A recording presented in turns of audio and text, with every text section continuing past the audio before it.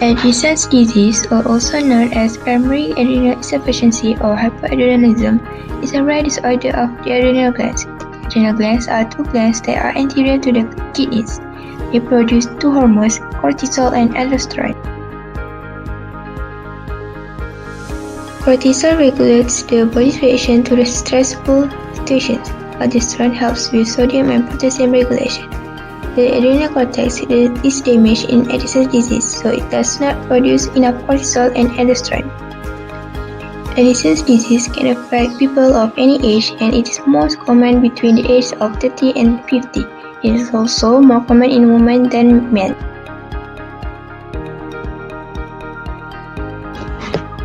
It depends on which type is responsible for your condition. There are two types of adrenal insufficiency: primary adrenal insufficiency and secondary adrenal insufficiency. Primary adrenal insufficiency occurs when your adrenal glands are damaged so severely that they can no longer produce hormones. The most common cause of primary adrenal insufficiency is autoimmune attack. Autoimmune attack occurs when the immune system mistakes any organ for a virus, bacteria, or any other invader. Other causes of primary adrenal insufficiency are prolonged administration of glucocorticoids, cancer, and administration of blood thinners. Secondary adrenal insufficiency occurs when the pituitary gland can't produce adrenocorticotropic hormone (ACTH). ACTH signals the adrenal glands to release hormone. It's also possible to develop adrenal insufficiency with insufficient corticosteroid. Corticosteroids help control chronic health conditions like asthma. The other causes of secondary adrenal insufficiency are genetics, tuberculosis or TB, hypothyroidism, and adrenoleukodystrophy (ALD).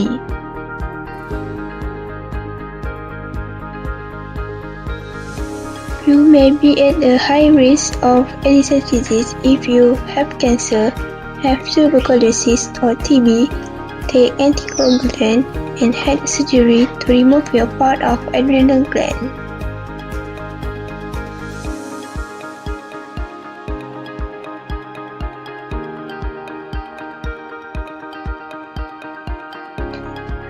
The early symptoms of Addison's disease includes mild depression, frequent urination, muscle weakness, weight loss, or decreased appetite. Also, fatigue, abnormal drowsiness or lethargy, increased thirst, and craving for salty foods. Dehydration can also be an early sign of Addison's disease.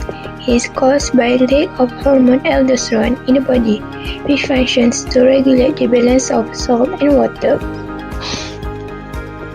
Further symptoms of Addison's disease tend to develop gradually over months or years. However, additional stress caused by another illness or an accident cause the symptoms to be worsened. The late symptoms of Addison's disease are low blood pressure or hypotension, low sugar level or hypoglycemia, nausea and vomiting, and hyperpigmentation.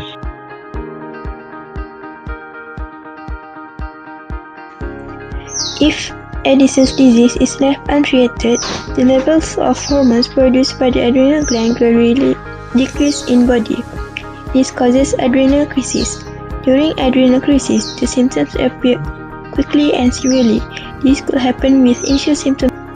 The signs of adrenal crisis are severe dehydration, pale, cool and clammy skin, sweating, rapid and shallow breathing, dizziness, severe vomiting and diarrhea, severe muscle weakness, and severe drowsiness.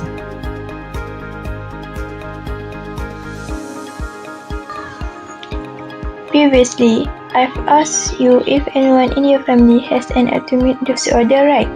This is important to determine whether you have Addison's disease or the other disease. During clinical assessment, doctors will examine your skin for any brownish discoloration in your elbow crease. or any scars and on lips or gums. However, hyperpigmentation does not occur in all Addison'S disease cases. You'll also be tested for low blood pressure while you are lying down and shortly after you stand up. This is to see whether you have postural or orthostatic hypotension or not. If Addison'S disease is suspected, blood tests will be carried out to measure the level of sodium, potassium, and cortisol in body. A low sodium, high potassium, and low cortisol level may indicate Addison'S disease. A few results that may indicate Addison'S disease are low aldosterone level, high ACTH level, low glucose level, and positive adrenal antibodies. The other way to diagnose Addison'S disease is synergine stimulation test. Synergine is a synthetic copy of ACTH. ACTH is naturally produced by pituitary gland to encourage the adrenal gland to release cortisol and aldosterone. When a synergine is given, the adrenal gland could respond in the same way as ACTH. A blood sample will be taken and tested for cortisol before synergine injection. If the ACTH level is high but cortisol and aldosterone level are low, it's usually confirmed. Next is thyroid function test. People with Addison'S disease often have hypothyroidism where their thyroid glands does not produce enough hormones. It can be determined by testing the level of certain hormones.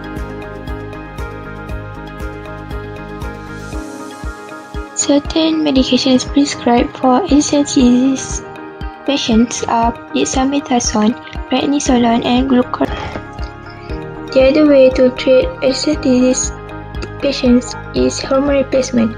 Corticosteroid is used to replace cortisol and aldosterone that the body no longer produces. It is usually taken in tablet 2 or 3 times a day, while aldosterone is replaced with fluorocortisone. Not to forget, doctor's visit is also necessary every 6 to 12 months to monitor the symptoms. However, medications need to be adjusted when there is an infection or illness, an accident, an operation or medical procedure, or strenuous exercise. This will help your body to cope with additional stress.